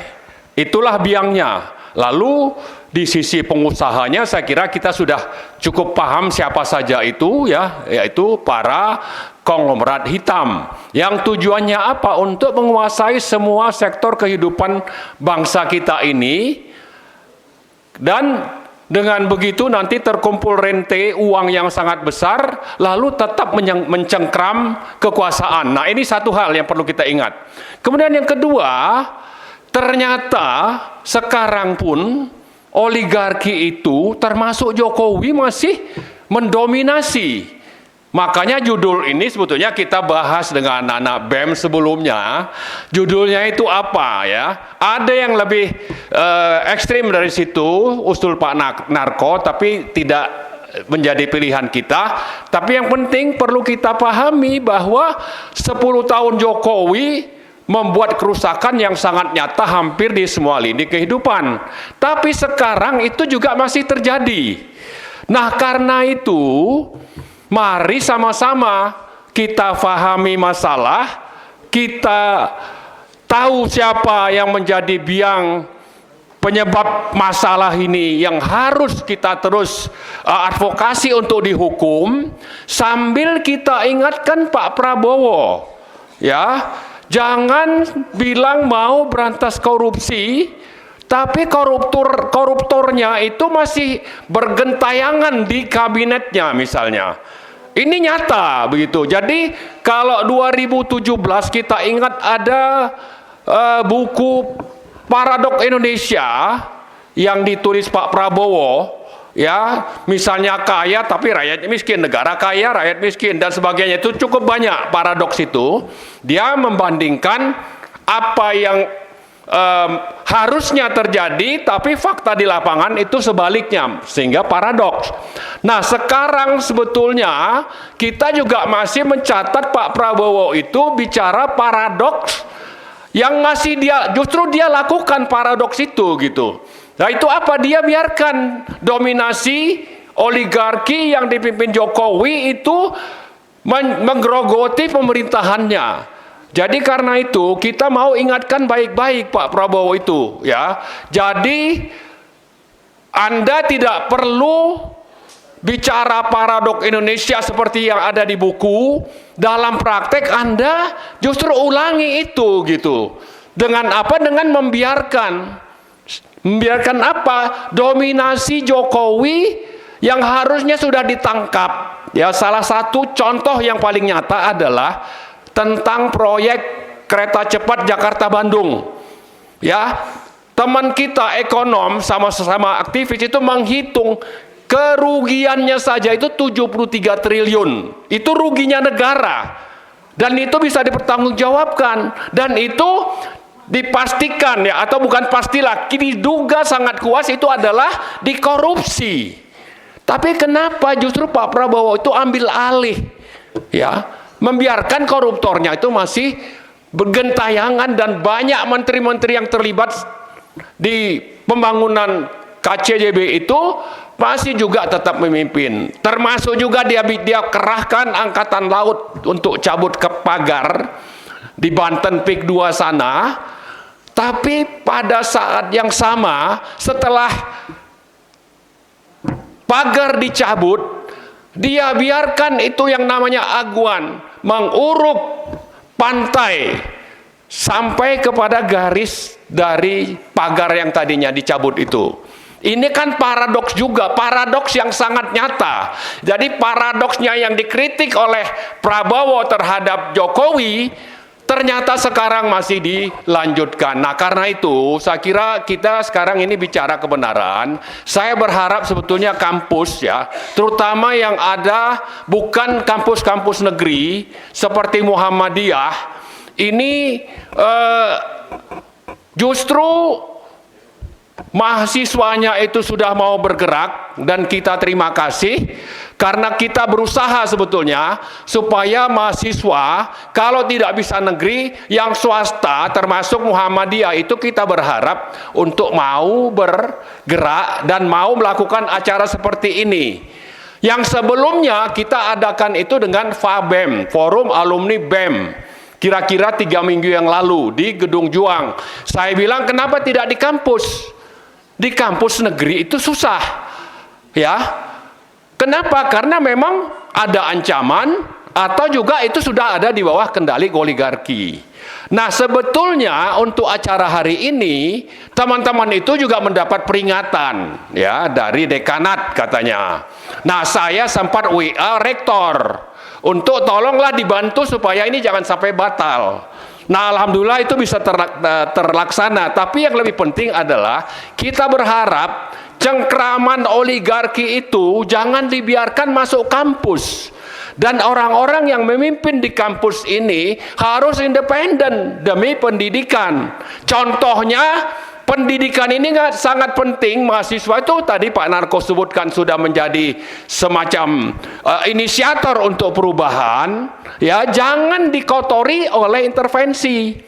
Apalagi sudah dikotori oleh Jokowi dan anaknya misalnya tidak menghargai orang-orang yang sekolah dengan membiarkan anaknya yang tidak tamat SMA itu untuk dipromosikan. Ini kan mestinya dunia kampus itu merasa terganggu, perlu bersuara, tapi kita belum dengar. Malah kita sangat prihatin mendengar bahwa kalau bisa yang sedang digugat di Polda itu jangan sampai ada yang bicara. Ini kan sangat mengecewakan. Padahal mereka bicara soal dunia yang ada kaitan dengan dunia pendidikan. Jadi dengan itu kita sebenarnya berharap mengingatkan kampus-kampus terutama yang menjadi pemimpin, kemudian mahasiswa yang saya kira pro kepada perubahan ini, mari terus lanjutkan perjuangan. Setelah ini teman-teman mahasiswa kita harapkan kita bisa adakan misalnya di UIN atau di Umpam atau UNJ, kalau bisa masuk UI, meskipun itu mungkin susah karena itu di bawah kendali masih dicengkram oleh oligarki Jokowi. Jadi peninggalan Jokowi di UI itu masih ada hampir di seluruh kampus Indonesia. Nah, terakhir sekali kita ingatkan ya Pak Prabowo, ingatlah buku Paradoks Indonesia yang Anda tulis. Jangan lanjutkan apa yang Anda kritik dari Jokowi itu, tapi lakukanlah perubahan. Ya, kita kasih waktu. Ya, kemarin ada rapat dengan teman bapak-bapak purnawirawan. Ya, masih ingin baik-baik mengingatkan Pak Prabowo. Kemudian ingin mengingatkan Pak Prabowo itu ganti saja itu wapres. Tapi ada juga yang berpikir kalau perlu ya pemakzulan satu paket presiden dan wakil presiden sendiri. Itu sudah ada yang bicara seperti itu, dan itu sepanjang Pak Prabowo masih melanjutkan agenda Jokowi yang sampai sekarang masih mencengkram, dan itu kita tidak mau. Kita tidak mau Pak Prabowo melanjutkan agenda Jokowi yang sudah terus ada di sekitar pemerintahan Pak Prabowo, dan ini mestinya dihentikan. Antara lain itu misalnya ganti Kapolri. Ya, ini harus diganti nih, ganti Jaksa Agung. Dan banyak menteri-menteri titipan Jokowi yang harusnya diganti oleh Pak Prabowo yang masih dipertahankan. Bagaimana ini? Ya, bagaimana bisa Anda menjalankan Paradoks Indonesia sesuai agenda Anda, tapi yang Anda pilih justru Paradoks Indonesia yang dijalankan oleh Jokowi. Saya kira itu saja. Terima kasih. Assalamualaikum warahmatullahi wabarakatuh.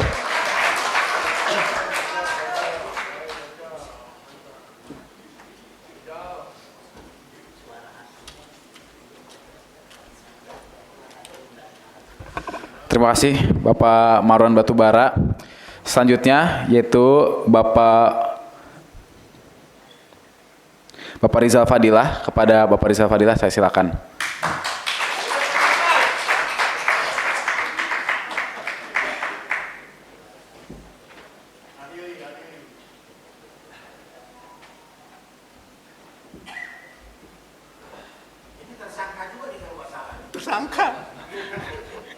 Assalamualaikum warahmatullahi wabarakatuh. Alhamdulillah karimil wahab arrahimit tawab asyadidul iqab. Asyhadu an la ilaha illallah wahdahu la syarikalah wa asyhadu anna Muhammadan abduhu wa rasuluh. Bapak Ibu yang saya hormati, yang pertama saya sebagai kader Muhammadiyah mengucapkan selamat milad Muhammadiyah tanggal 18 November hari ini.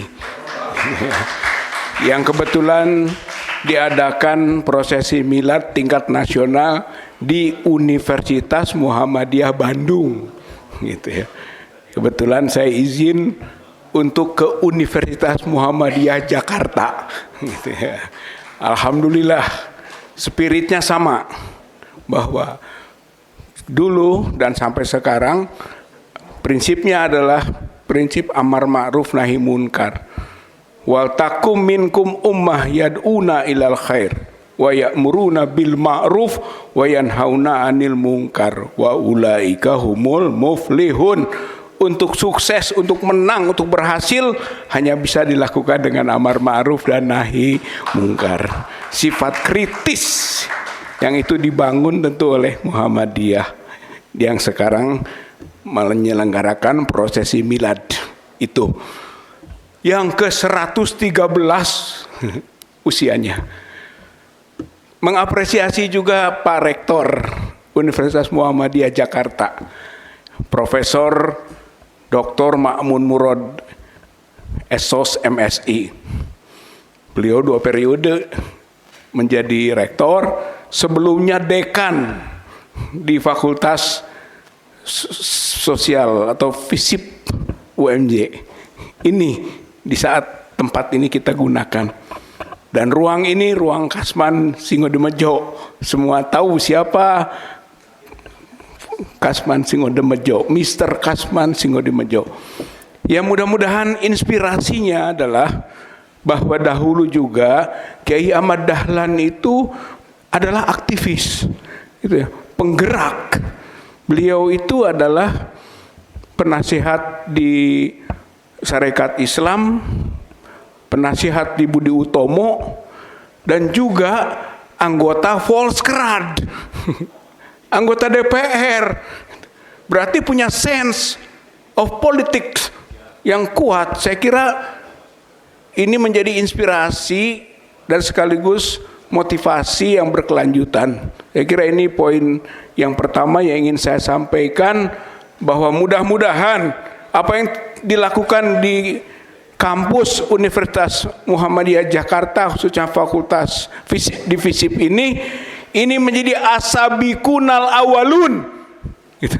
Menjadi golongan pertama utama untuk melakukan gerakan mimbar-mimbar bebas di berbagai kampus-kampus yang ada di Indonesia ini, menuju kepada tujuan hakikinya, bahwa kemerdekaan hak segala bangsa, merdekakan negara ini dari segala penjajahan.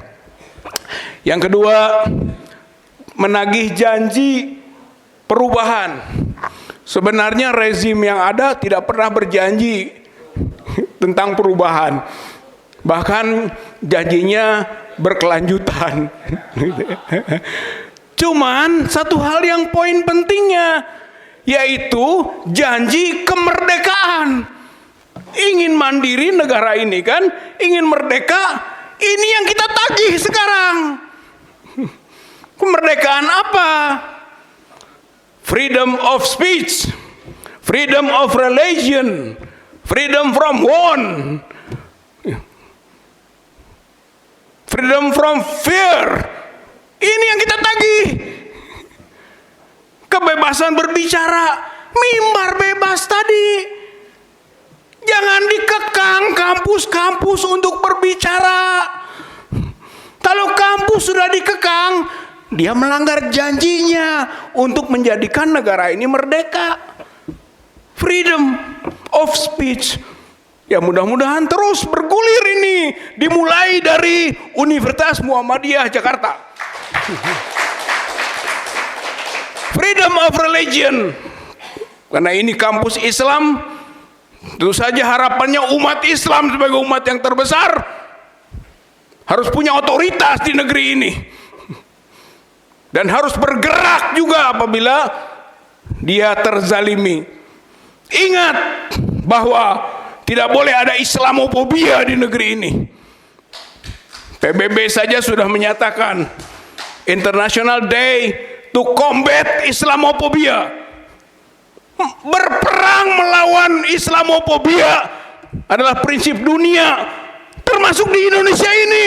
Umat Islam harus punya otoritas, jangan sampai dianggap sebagai penghambat, penghalang dari kemajuan bangsa dan negara.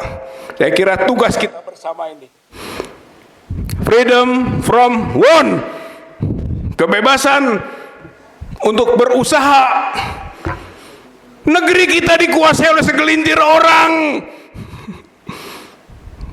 yang disebut tadi oligarki, oligarki bisnis, oligarki ekonomi. Beda dengan prinsip freedom from war. Mana pribumi diberi kebebasan, di mana rakyat kebanyakan itu harus bisa hidup sejahtera.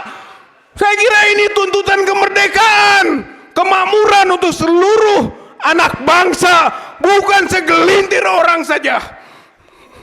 Freedom from war, freedom of fear, bebaskan dari rasa takut.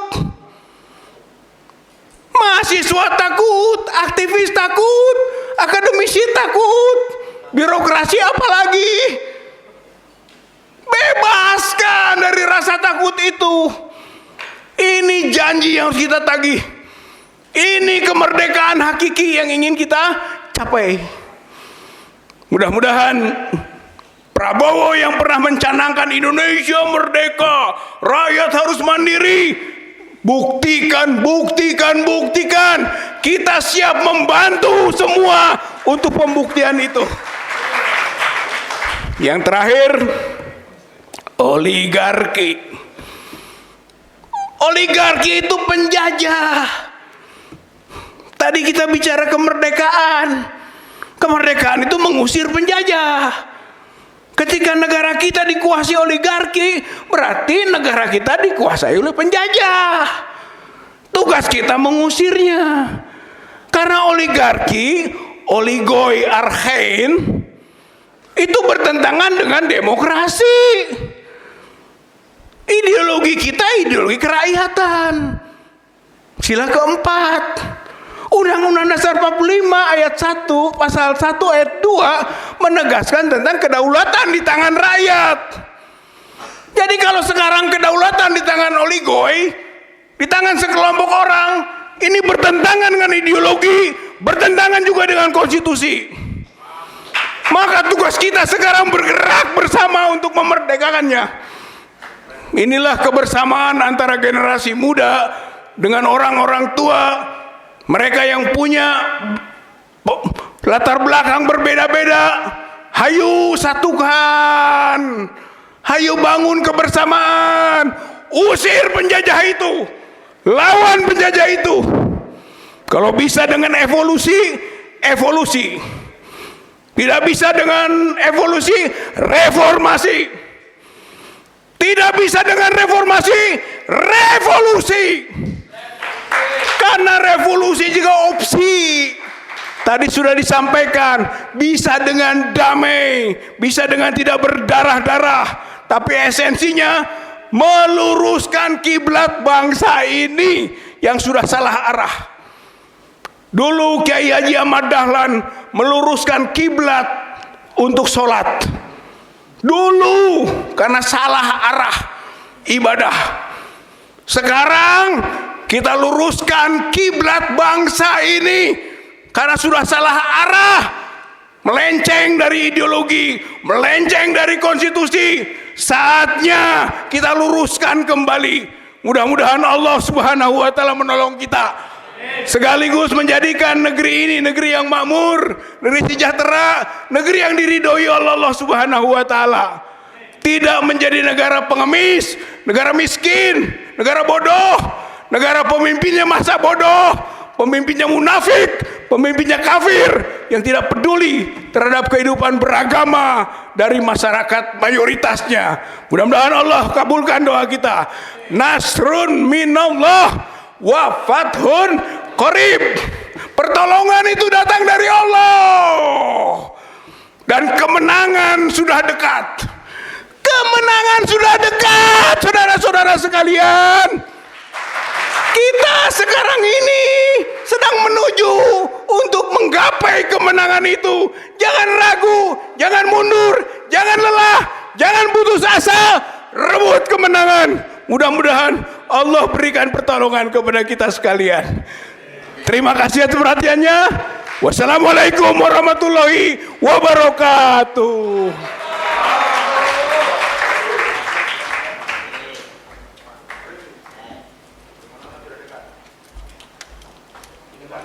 Baik, Masya Allah luar biasa, sangat menggelora sekali. Terima kasih. Siapa Ayahanda, terima kasih.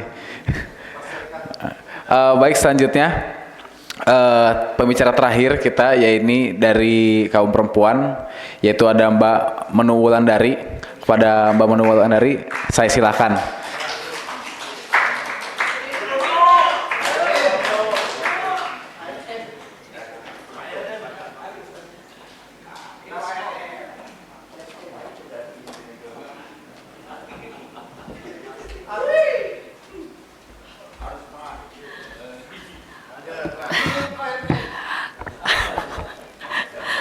Assalamualaikum warahmatullahi wabarakatuh. Apa kabar anak-anak ibu yang di belakang? Oke, ini semuanya sebetulnya sih sudah diitukan oleh para senior ya. Jadi begini, negara kita Indonesia itu memang sudah rusak dengan adanya fenomena ibu-ibu pada turun ke jalan, benar nggak? Ya, ibu-ibu yang tidak ada background politis sama sekali, tapi dia turun ke jalan untuk apa? Karena peraturan pemerintah sudah bikin rumah tangga tidak stabil, di mana anak-anak kita, suami kita di PHK, anak-anak kita yang kerja pun juga kehilangan pekerjaan. Tapi di saat yang sama pemerintah membuka lebar pintunya untuk para TKA Cina. Apakah itu adil? Jadi disinilah ibu turun ke jalan. Untuk apa sih? Kami menjaga masa depan kalian, anak-anak ibu. Ya, jadi ayo kita sama-sama. Kalian, kedudukan kalian, ibu yakin kalian ini adalah agent of change. Kalian akan melakukan hal yang lebih baik. Kalian adalah calon pemimpin, dan apa yang sudah dilakukan oleh pemerintah zaman dulu yaitu Jokowi itu sekaranglah kita rasakan. Contoh adalah PSN PIK 2, di mana oligarki benar-benar mengambil tanah-tanah kita, di mana oligarki sekarang tanah rakyat itu dirampas. Contohnya adalah tanah Banten, tapi tidak terjadi di Banten saja, tapi juga ada di Rempang, Sidoarjo, dan ada beberapa. Kalau kalian tetap diam, maka apa yang akan terjadi? Kalian pada saat kalian nanti lulus kuliah, apa yang akan terjadi? Tidak akan ada sisa untuk kalian.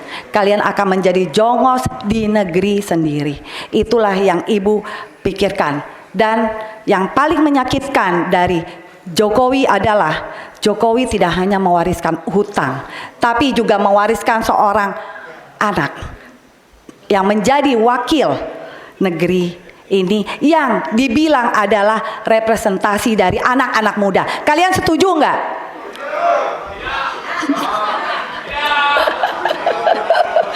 Jadi berarti perubahan itu harus dimulai dari situ. Kalian anak-anak muda, ibu yakin kalian bisa akan lebih bagus daripada yang sekarang. Terima kasih. Wassalamualaikum warahmatullahi wabarakatuh.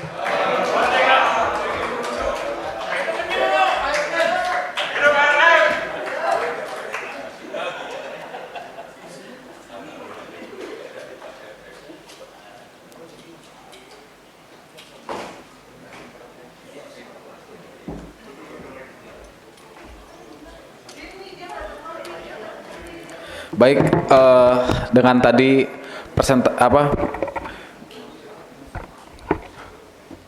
dengan tadi pembicaraan Mbak Menu sebagai terakhir, maka berakhirlah rangkaian kegiatan kita pada sore hari ini. Tapi sebelum itu, kawan-kawan dari BEM FISIP akan membuat sebuah video pernyataan sikap, dan nanti kita bisa foto bersama di situ. Maka untuk itu kepada hadirin semuanya disilakan berdiri di tempat bangkunya masing-masing. Nanti di tag videonya dari sini ke arah sana.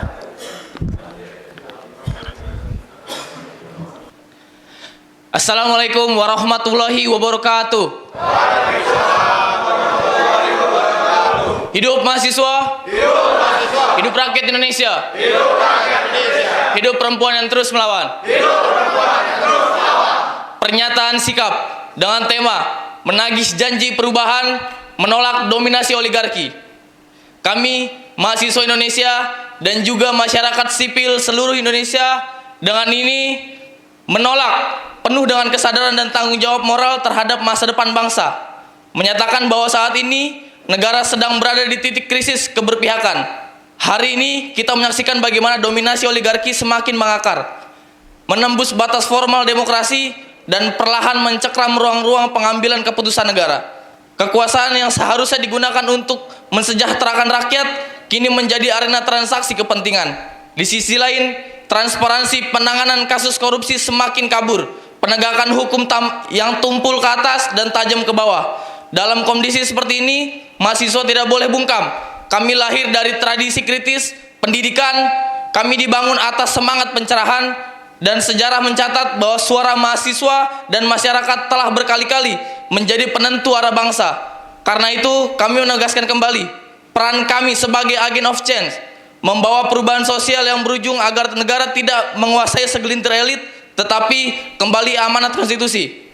Yang kedua, yaitu sebagai agen of control, pengawas kekuasaan yang tidak tunduk atas tekanan apapun, yang memastikan penyelenggara negara berjalan transparansi, akuntabel, dan berorientasi kepada kepentingan publik. Maka, dengan ini kami menyatakan sikap. 1. Menagih janji-janji perubahan yang telah diucapkan pemerintah bukan sebagai tuntutan politis, tetapi sebagai hak rakyat yang harus dipenuhi oleh negara. Kedua, menolak dominasi oligarki dalam segala bentuk, karena ini adalah ancaman yang nyata bagi demokrasi dan keadilan sosial. 3. Mendesak pemerintah untuk menghentikan praktik keserakahan kekuasaan yang mengkhianati amanat rakyat. 4. Menuntut penegakan hukum yang transparan, terutama dalam penanganan kasus korupsi besar yang merugikan negara. 5. Mendorong kebijakan ekonomi yang berpihak kepada rakyat, bukan pada segelintir elit ekonomi politik. 6. Memperkuat barisan gerakan mahasiswa di seluruh Indonesia sebagai kekuatan moral untuk mengawal demokrasi dan kesejahteraan rakyat. Kami hadir di sini bukan sebagai lawan negara, tetapi sebagai penjaga masa depan bangsa. Karena perubahan sejati tidak lahir dari kata-kata, tetapi dari keberanian untuk menegakkan kebenaran. Hidup mahasiswa! Hidup mahasiswa! Hidup rakyat Indonesia! Hidup rakyat Indonesia! Hidup perempuan yang terus melawan! Hidup perempuan yang terus melawan! Wassalamualaikum warahmatullahi wabarakatuh.